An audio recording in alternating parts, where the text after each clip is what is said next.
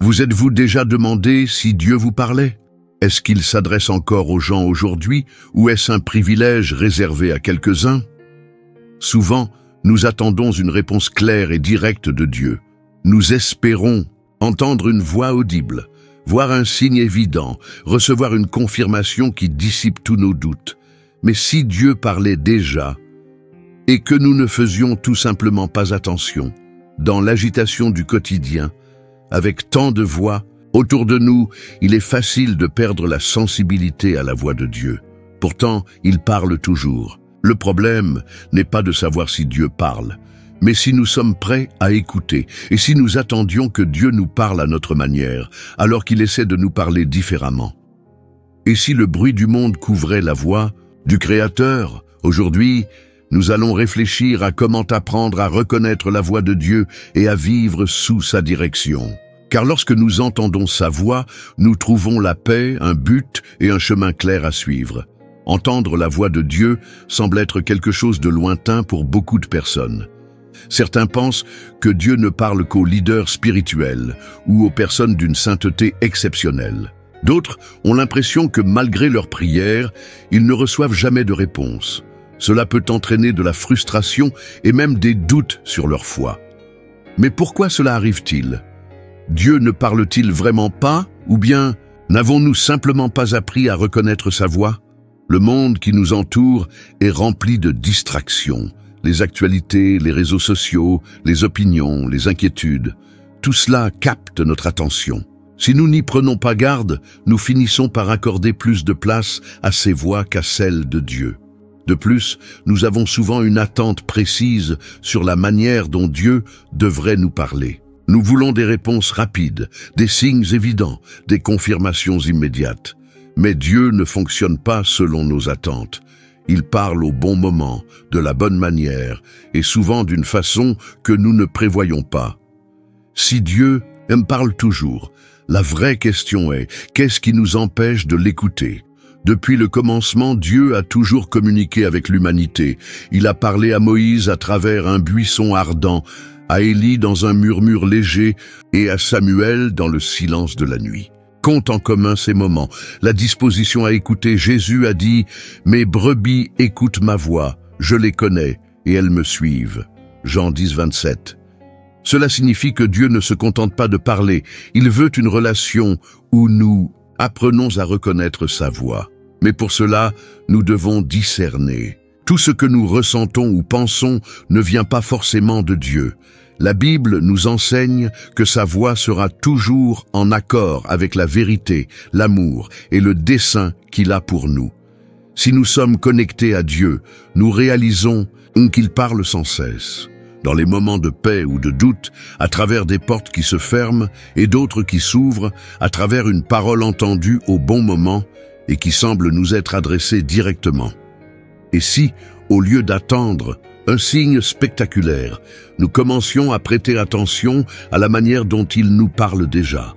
Savoir que Dieu parle est une chose, lui faire confiance et agir en conséquence en est une autre. Souvent, nous entendons une direction de Dieu, mais nous hésitons. Nous attendons encore plus de signes, plus de confirmations, plus de certitude. Mais jusqu'à quand? La foi ne consiste pas à tout comprendre avant d'avancer. Abraham a dû quitter sa terre sans savoir où Dieu le conduirait. Pierre a dû sortir de la barque avant d'expérimenter le miracle de marcher sur l'eau. Ils n'ont pas attendu d'avoir toutes les réponses. Ils ont simplement fait confiance. Entendre la voix de Dieu ne se limite pas à la perception. Cela demande une réponse. Si nous sentons que Dieu nous appelle à quelque chose, nous devons répondre.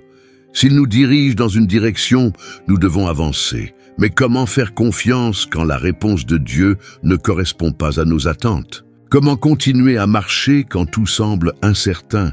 Dieu ne nous promet pas un chemin sans obstacle, mais il nous assure de sa présence à chaque étape.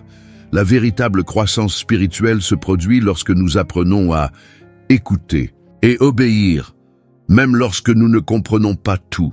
Sommes-nous prêts à faire ce pas de foi? Entendre la voix de Dieu ne se limite pas aux moments extraordinaires. Il parle dans le quotidien, à travers les petites décisions et les situations les plus simples. Mais sommes-nous réellement attentifs? Combien de fois demandons-nous une réponse à Dieu tout en ignorant ce qu'il nous a déjà révélé? Combien de fois cherchons-nous un signe du ciel alors que ces principes sont déjà inscrits dans sa parole?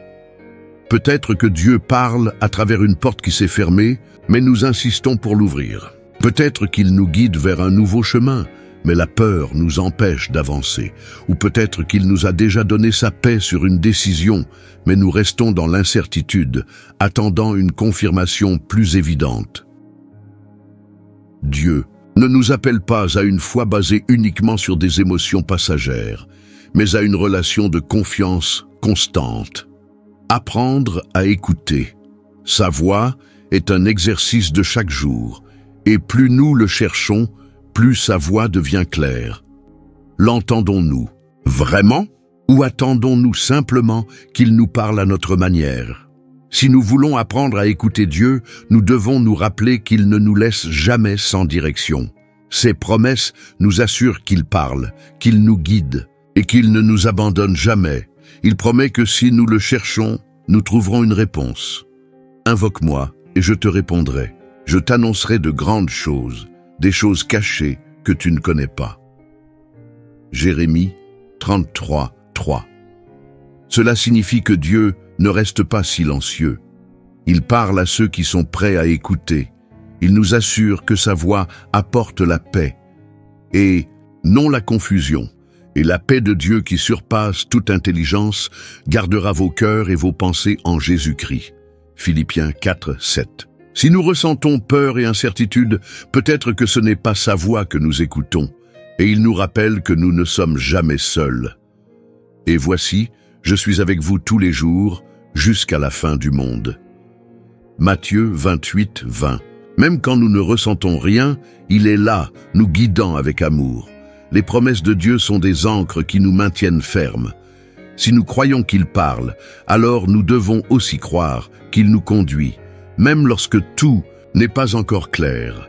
Faisons-nous confiance à ses promesses ou laissons-nous le doute nous empêcher de l'entendre?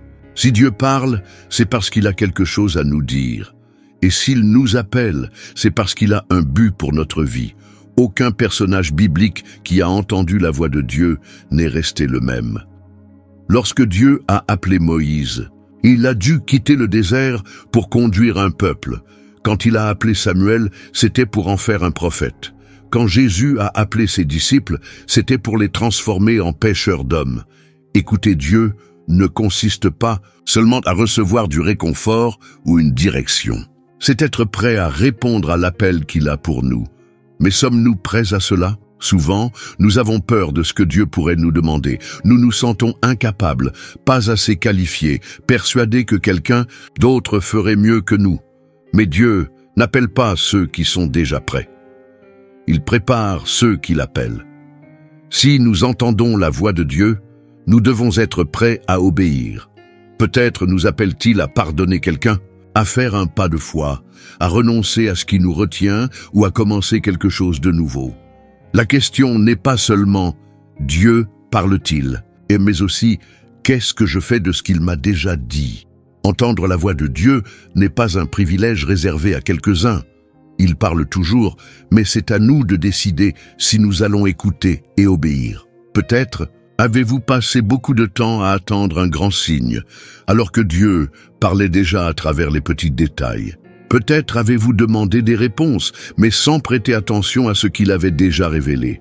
Ou peut-être avez-vous entendu sa voix, mais avez hésité à faire le pas suivant. Dieu ne veut pas seulement être entendu, il veut être suivi. Il désire vous guider, vous donner la paix et un but. Mais pour cela, vous devez lui faire confiance et répondre à ce qu'il dit déjà à votre cœur. Aujourd'hui, prenez un instant pour réfléchir. Que vous a dit Dieu dernièrement? Y a-t-il quelque chose qu'il vous a révélé, mais que vous remettez à plus tard? Un appel que vous ignorez? La voix de Dieu apporte clarté, direction et paix. La vraie question est, êtes-vous prêt à écouter et à obéir?